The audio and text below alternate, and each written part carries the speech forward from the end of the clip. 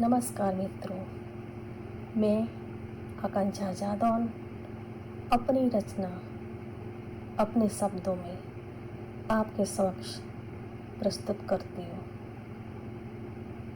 मुझसे जुड़ने के लिए लाइक कीजिए, सब्सक्राइब कीजिए। उपन्यास आखिरकार हेमंत ने पूछ ही लिया। अगर आपको मैं पसंद नहीं तो बता देना। मुझे तो आप अच्छी लगी।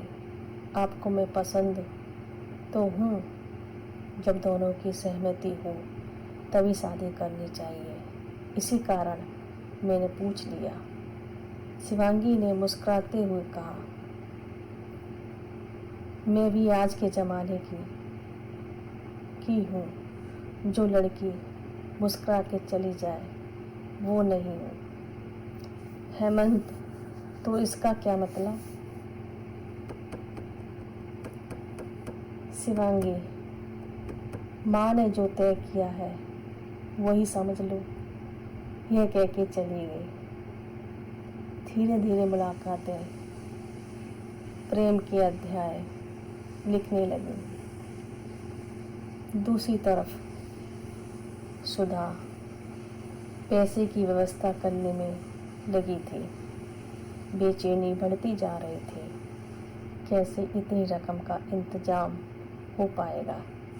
दहेज के अलावा और भी खर्चे होते हैं, जैसे दावत का खर्चा, कपड़े का खर्चा, सब मिलाकर 3 लाख तक का खर्चा आ रहा है। सुधा व्यवस्था करते करते परेशान थी और दूसरी तरफ शिवांगी और हेमंत शादी के सपने बुनने में लगे थे।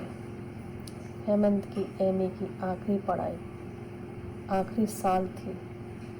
साथ ही नेट की परीक्षा की तैयारी कर रहा था। पढ़ने में तो शुरू से ही आगे रहता था।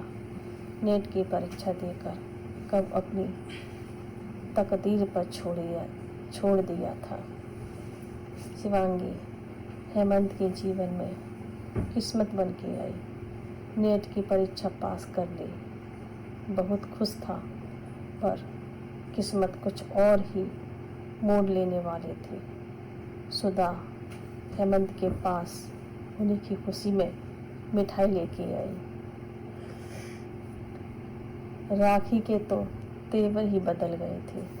सीधे मुंह बात ही नहीं की और दहेज की रकम बढ़ा दी। किसी के आंगन में खुशी तो किसी के आंगन में दुख का साया। सुधा करे भी तो क्या करे? सुधा तो खुशी में शामिल होने आई थी, पर किसी ने पूछा तक नहीं, बल्कि बैठने तक के लिए नहीं कहा। जो भी वार्तालाप हुई वो चौखट के बाहर। सुधा अंदर, राखी अंदर आने के लिए जैसे ही कदम सुधा ने बढ़ाया तो राखी ने चेतावनी दी। ऐसे कैसे कोई अंदर आ सकता है? आखिर हमारा भी कोई समाज में रुतबा है। मेरा बेटा प्रोफेसर जो बन गया है। राखी के बदले तेवर ने झकझोर दिया। आप ऐसा क्यों कह रही हैं? हम होने वाले रिश्तेदार हैं। राखी, तू अभी हुआ तो नहीं। पल पल में बहुत कुछ बदलता है। कहाँ तुम, कहाँ हम। बराबरी तो देख लिया होता। चांदी की खनक सुनी और चली आई। मेरे बेटे के लिए ऊंचे ऊंचे घराने के रिश्ते आ रहे हैं। तय कर पाना मुश्किल है। कौन सी करूं? और तू अपने ख्वाब पाल बैठी है। सुधा, हेमंत जब पढ़ ही रहा था तब हम और तुम एक ही समान थे, और अब नेट पास क्या कर लिया? तुम्हारे चाल ढाल, रहन सहन सब बदल गए। किस लिए दिखावा है? ये रेशमी साड़ी, ये गहने, वो भी नकली, ताकि रिश्ते में कोई मोटी बकरी फंस जाए। मन में सोचा था कि ये सब कह दो, पर ना, कह सकी, बेटी जो ब्याही थी, आपको अपने वादे से मुकरना नहीं चाहिए। राखी ने एक पल सोचा, फिर कहा, चलो तुमको एक और मौका दिया। दहेज में 1 लाख और चाहिए, वो भी 12 घंटे में। अगर ऐसा किया तो शादी शिवांगी से ही होगी, नहीं किया तो पलट के इस दरवाजे पर आना भी मत। सुधा ने जब और मांग सुनी तो सुन्न रह गई। एक प्रयास और करना चाहिए। जो शादी में रुपया तय हुआ वो सब दे रही हूँ, और 1 लाख कहाँ से, वो भी 12 घंटे में। आप समझो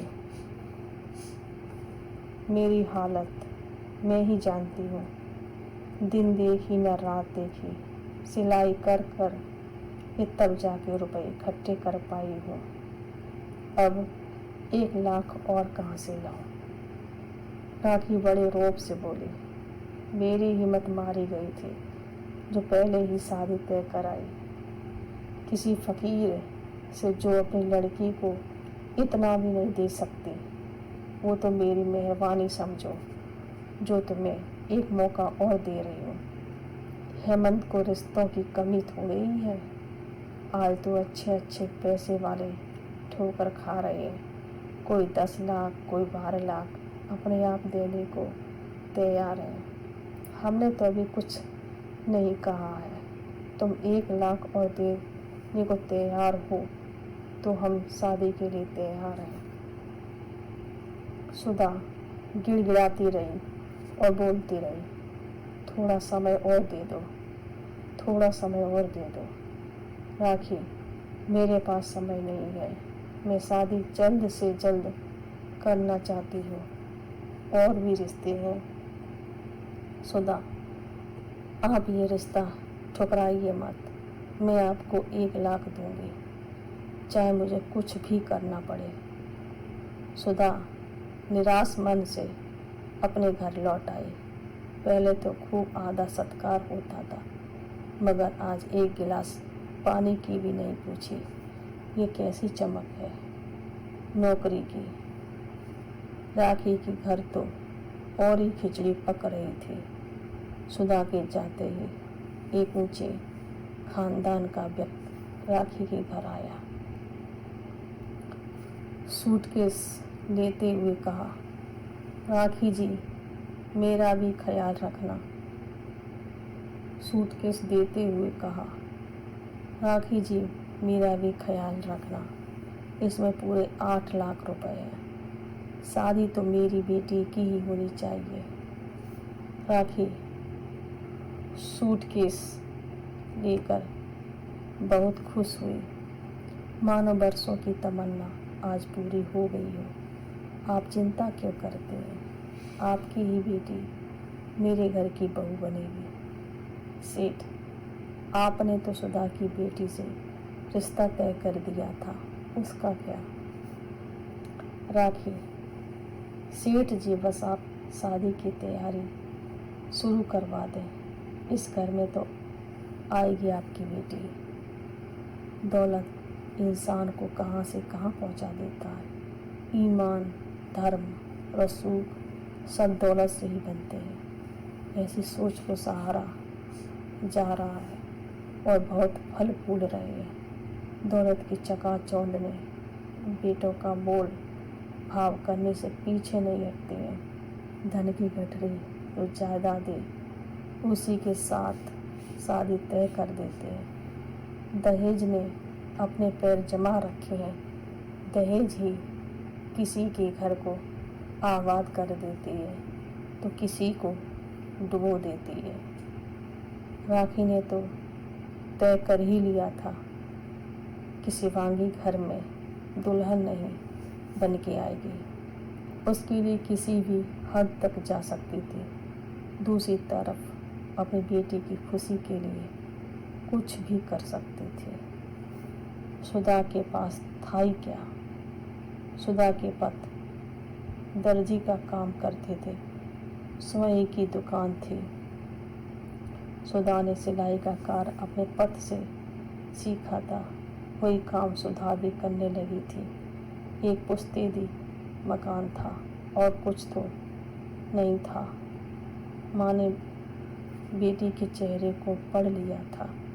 उसकी खुशी हेमंत के साथ थी। रात रात भर जाग कर बातें जो करते थे, अगर बात करने पर पाबंदी लगाते तो कोई फ़ायदा नहीं था। दोनों एक ही कॉलेज में पढ़ते थे। आज से पहले दोनों परिवार की सहमति थी। दोनों परिवार ने रिश्ता तय किया था। शिवांगी की खुशी के लिए दुकान बेच दी। सुधा के पास मांग से कहीं ज़्यादा रकम थी। सुधा को पूरा यकीन था कि अब कोई अड़चन नहीं आएगी, शादी जरूर हो जाएगी। पर होने को कौन टाल सकता था। भगवान को कुछ और ही मंजूर था। भगवान को कुछ और ही मंजूर था। सुधा रुपए को अलमारी में रखकर चैन की नींद सो गई। रुपए की व्यवस्था हो चुकी थी। उस रात उस बात से निश्चिंत थी। वादे के मुताबिक कल राखी के घर रकम पहुंचानी थी। सुधा को इतनी गहरी नींद आ गई कि उसे कुछ पता न चला। जब आँख खुली तो अलमारी खुली थी। कपड़े तितर बितर बिखरे पड़े, रकम गायब थी। सुधा पछाड़ खा के गिर पड़ी। शिवांगी ने सुधा को अचेत अवस्था से चेतना अवस्था में लाई। सुधा फूट फूट कर चीख चीख कर रोने लगी। हाय मेरी किस्मत फूटी, हाय मेरी किस्मत फूटी। सब मेरे साथ ही क्यों होता है। आखिर भगवान कब तक मेरी परीक्षा लेगा। मत ले इतनी परीक्षा कि मेरा सब्र का बांध टूट न जाए। जो अपने साथ ना जाने कितनों को बहा कर ले जाए। दहकती आग में राखी घी का काम करने लगी। कब से सोच रखा होगा जो खुद रकम लेने घर गई। रोते बिलखते देखकर कलेजा को ठंडक जो मिल रही थी। राखी सुधा ढोंग क्यों कर रही है कि चोरी हो गई। सच तो यह है कि तेरे पास कुछ है ही नहीं, सिर्फ एक बहाना है मेरा फ़ायदा उठाने का। मेरे पास हमदर्दी अब नहीं है। मेरे घर के दरवाजे भी सदा सदा के लिए बंद हो चुके हैं। जाने जाने कहाँ कहाँ से फ़कीर मेरे घर रिश्ता करने चले आते हैं। अपनी औकात ही देख ली होती। सुधा का सब्र का बांध टूट चुका था। चंडी का रूप धारण कर लिया था। अब कोई भी दुष्ट बच न पाएगा। सुधा भी तांडव करेगी, सब कुछ तहस नहस कर देगी। ऐसा अलौकिक रूप था।